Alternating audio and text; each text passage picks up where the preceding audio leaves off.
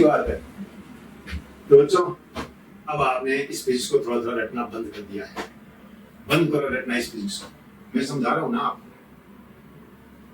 इसी कड़ी में कुछ बच्चों ने मेरे से एक क्वेश्चन पूछा कि यदि हम किसी वेक्टर का स्क्वायर करें तो क्या आएगा। तो सुनो, यही पूछ रहे हैं आप, what is the value of square of A vector quantity. It means the value of vector F square और वेक्टर ए स्क्वायर। तो सुनो, आपसे पूछा कि वेक्टर ए स्क्वायर, तो बच्चों सुनो, what do you mean by square.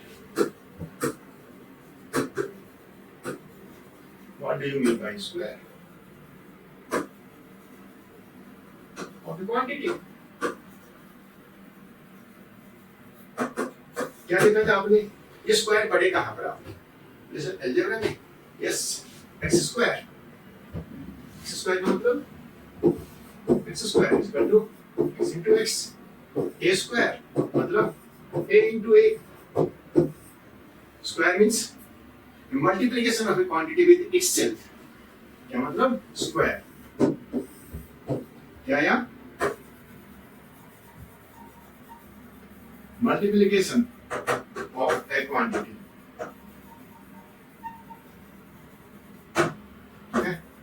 with itself, इनके साथ। इसका मतलब आप क्या कहना चाह रहे हैं? आप ये कहना चाह रहे हैं कि vector A into vector A. तो सुनो, यहां ये जो मल्टीप्लिकेशन है, ये कैसा मल्टीप्लिकेशन है? Algebraical multiplication.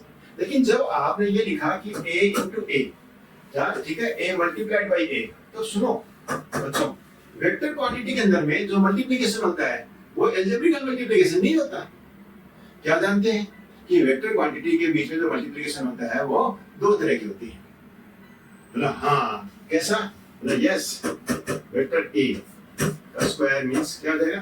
दो ऑप्शन है, क्या हो जाएंगे? एक तो vector A dot vector A और एक vector A cross vector A.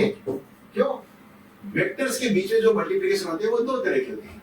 यदि दो वेक्टर को मल्टीप्लाई करें और रिजल्टेंट क्वांटिटी स्केलर आए तो ऐसे प्रोडक्ट को हम स्केलर प्रोडक्ट कहते हैं, या उसको हम डॉट पर, क्योंकि डॉट से डिनोट करते हैं इसलिए डॉट प्रोडक्ट बोलते हैं। इसी तरह यदि दो वेक्टर के मल्टीप्लिकेशन से यदि कोई वेक्टर क्वांटिटी मिले तो ऐसे मल्टीप्लिकेशन को हम क्या नाम देते हैं? वेक्टर मल्टीप्लिकेशन या क्रॉस मल्टीप्लिकेशन। क्यों? क्योंकि उसके मल्टीप्लिकेशन को हम क्रॉस से डिनोट करते हैं।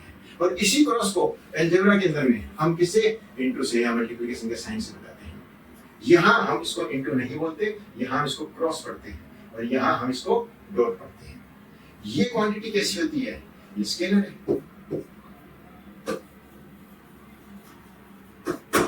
ये क्वांटिटी कैसी होती है? ये वेक्टर है, लेकिन इसकी वैल्यू कितनी आती है? 0। क्यों? क्योंकि आप जानते हैं, क्या जानते हैं कि a dot a equal to a cos 0 degree equal to जाएगा a स्क्वायर और a क्रॉस a। ये क्या था बच्चों? आप जानते हो a into a sine 0 degree n के। अब साइन 0 डिग्री इक्वल टू कितना होता है? 0। तो ये सारा सारा क्या हो गया? 0। तो a cross a equal to 0। तो इसीलिए दिस इंप्लाइज दैट यदि आपको वेक्टर f का स्क्वायर कर दें तो यदि मैं क्या ले लूं?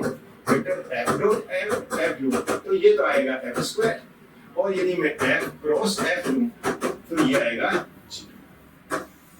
तो वेक्टर का स्क्वायर आप बोलोगे तो ये अपने आप के अंदर में एक डिफाइंड क्वांटिटी नहीं है। केवल वेक्टर का स्क्वायर होने से नहीं होगा। आप जो वेक्टर को वेक्टर से मल्टीप्लाई कर रहे हो वो किस प्रकार से कर रहे हो,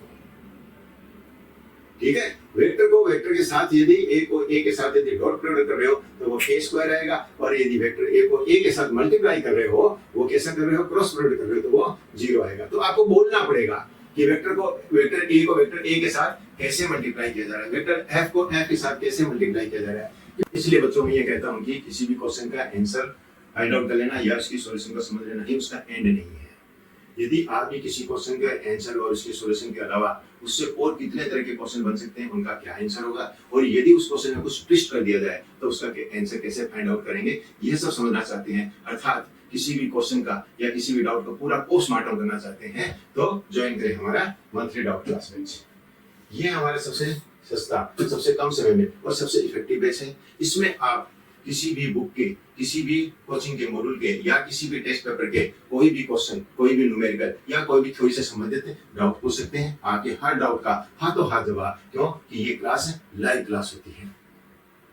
इस कोर्स के बारे में और जानकारी के लिए आप हमारे इस YouTube चैनल को विजिट करें, फिजिक्स वाले तिवारी सर। इस पर हमारे इस वीडियो को देखें।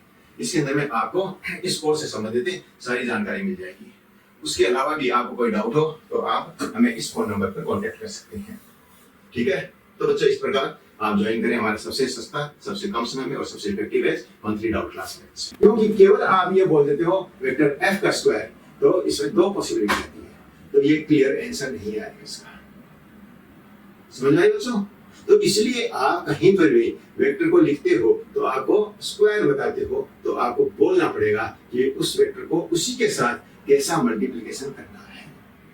नॉन जीरो क्वांटिटी तो डॉट प्रोडक्ट आएगी और जीरो आएगा उसका क्रॉस प्रोडक्ट। ये बात क्लियर?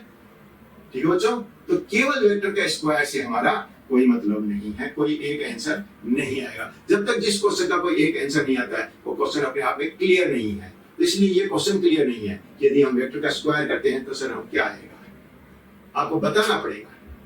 हाँ, यदि आपने क्या किया, कोई नंबर 5 ले लिया, आपने 5 का स्क्वायर किया, आपको मालूम है ये कितना जाएगा, 5 into 5 इक्वल टू 25, ये 25 आएगा, ये मालूम है हमको। ठीक है, लेकिन वेक्टर ए को वेक्टर ए के साथ मल्टीप्लाई कर रहे हो तो आप बताइए कि पॉसिबिलिटी 2 है, कौन सा मल्टीप्लिकेशन करना है।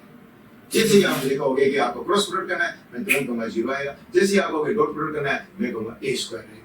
इसलिए दो आंसर आए, दो पॉसिबिलिटी बनी, इसलिए ये क्वेश्चन अपने आप में क्लियर नहीं है। बताइए कि हमें कौन सा स्क्वायर करना है, हमें कैसा प्रोडक्ट करना है, ये आपको बताना पड़ेगा। ठीक है बच्चों?